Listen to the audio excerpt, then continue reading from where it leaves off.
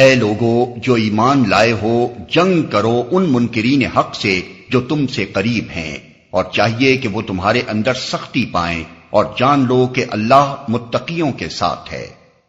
جب کوئی نئی صورت نازل ہوتی ہے تو ان میں سے بعض لوگ مذاق کے طور پر مسلمانوں سے پوچھتے ہیں کہ کہو تم میں سے کس کے ایمان میں اس سے اضافہ ہوا؟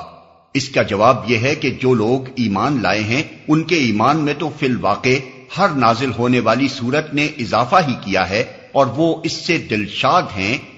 البتہ جن لوگوں کے دلوں کو نفاق کا روگ لگا ہوا تھا، ان کی سابق نجاست پر ہر نئی صورت نے ایک اور نجاست کا اضافہ کر دیا، اور وہ مرتے دم تک کفر ہی میں مبتلا رہے۔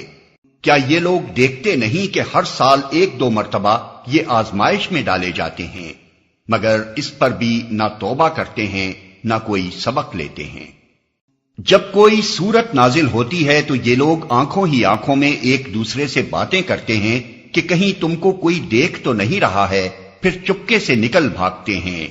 اللہ نے ان کے دل پھیر دیے ہیں کیونکہ یہ ناسمجھ لوگ ہیں۔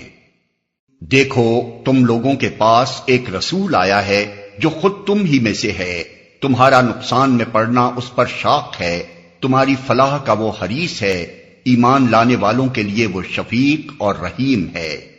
اب اگر یہ لوگ تم سے منہ پھیرتے ہیں تو اے نبی ان سے کہہ دو کہ میرے لیے اللہ بس کرتا ہے، کوئی معبود نہیں مگر وہ، اسی پر میں نے بھروسہ کیا، اور وہ مالک ہے عرش عظیم کا۔